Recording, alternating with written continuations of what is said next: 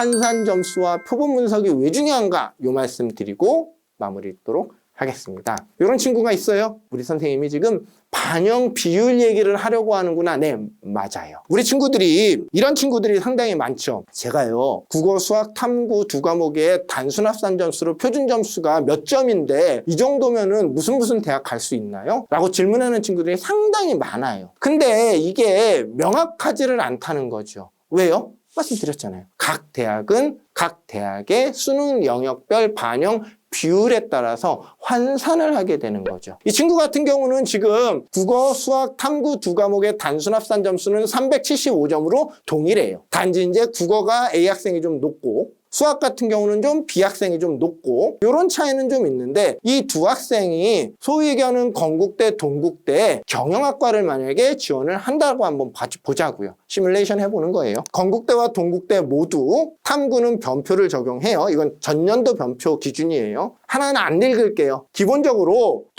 동국대는 인문계열 같은 경우는 국어의 반영 비율이 30%고요. 수학의 반영 비율은 25%예요. 영어 20% 반영되고요. 근데 영어는 어차피 이 친구 둘 다 동일해요. 이렇다라고 한다면 동국대 경영학과에 지원을 한다라고 한다면 당연히 국어 성적이 높았던 이 친구 A 친구가 당연히 유리하겠죠. 몇 점이요? 3.54점 정도 더 높게 환산이 돼요. 근데 건국대 같은 경우는 인문 1과 인문 2의 반영 비율이 다르지요. 여러분 이건 잘 알고 계실 거예요. 인문 1 같은 경우는 국어의 반영 비율이 높은 학과들, 그러니까 소위 얘기해서 어문계열이나 뭐 이쪽들. 인문 2 같은 경우는 이제 뭐 상경계열 이런 학과들, 수학의 반영 비율이 높죠. 수학 30%, 국어 25%. 이런 식으로 반영을 하게 된단 말이에요. 이 경우가 되니까 당연히 수학의 성적이 조금 더 좋았던 오히려 B 학생이 1.15점 정도 높게 환산이 된다라는 거죠. 아니 물론 이 두 친구 뭐 건국대를 쓰나 동국대를 쓰나 뭐 다 합격 가능 성적은 보이기는 하는데 어쨌든 유불리로만 따져 본다라고 한다면 A 학생은 동국대 경영, B 학생은 건국대 경영에 지원하는 게 조금이라도 유리하다. 뭐 이런 말씀을 드리려고 이제 한번 시뮬레이션을 해본 거고요. 때문에 중요한 건 뭐다? 단순히 지금 단순 합산 점수가 중요한 게 아니고 대학별 반영 비율이라든가 또는 탐구 변표를 쓰는지 점수 활용 지표가 표준 점수인지 100분인지 이런 것까지 다 고려를 하면서 대학별 환산 점수를 통해서 내가 지원이 가능한지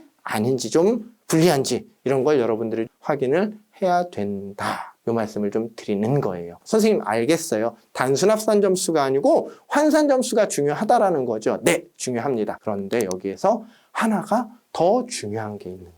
우리 친구들이 이제 저희 진학사 무의지원 이제 들어오잖아요. 들어오게 되면 조금 바빠서 그럴 수도 있는 것 같은데 배터리만 보고 있는 거죠. 그래서 나 가나다군을 3, 5, 7을 썼어. 그럼 7은 무조건 합격이라고 얘기하니까 3, 5, 7 정도면 정말 황금 비율로 환상의 조합 아니야? 뭐 이런 친구들도 일부 있어요. 그러다 보니까 많은 친구들이 배터리만 갖고 얘기를 한단 말이에요. 배터리 칸수만 갖고 막 얘기하는 경우가 있는데 좀 전에 제가 말씀드렸어요. 단순 합산 점수가 아니고 환산 점수가 중요해요 라고 얘기했고 지금부터는 환산 점수도 중요하지만 위치가 더 중요할 수 있어요. 다시 말해서 표본 분석을 반드시 하셔야 돼요 라는 얘기를 좀 드리려고 하는 거예요. 어떤 느낌이냐면 이런 거죠. 어느 대학에 지원 가능 점수가 컷 점수가 600이래요. 600인데 내가 599예요. 예를 들어 599.74 뭐 이렇대요. 저는 합격할 수 있을까요? 없을까요? 환산 점수가 중요하다며요. 그래서 그 대학 환산 점수를 했다니까요. 근데 합격할 수 있을까요? 없을까요?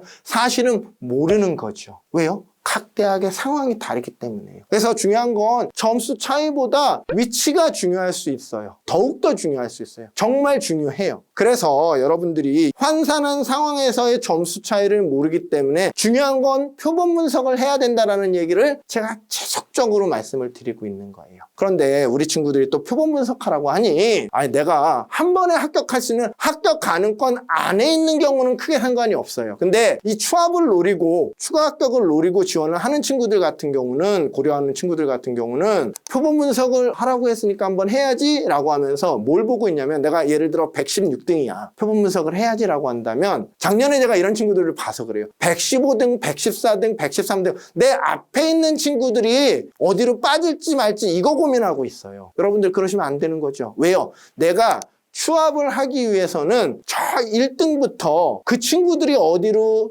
빠져나가줘야지 내가 앞순위로 올라가는 거잖아요. 표본 분석을 한다라고 한다면 어디부터 봐야 되냐면 1등 성적부터 봐야 된다라는 거예요. 1등의 학생이 지금 어디를 쓰고 있어서 이 친구가 이렇게 나가면 내가 한 명 정도가 이탈을 할 것 같네. 2등 학생은 남을 것 같고 3등 학생은 이탈할 것 같고 요 표본 분석을 하라는 얘기인 거예요. 또 하나 중요한 거 교차 지원. 그죠? 교차 지원 때문에라도 그 어느 해보다 올해 표본 분석이 중요하다. 환산 점수도 중요하지만 이제 점수보다 표본 분석을 통한 위치 파악이 중요하다. 위치 파악할 때는 내 바로 앞에 있는 애들 꽤 볼 게 아니고 어디까지 봐야 된다? 1등부터 봐야 된다. 이 점이 상당히 중요하다는 거.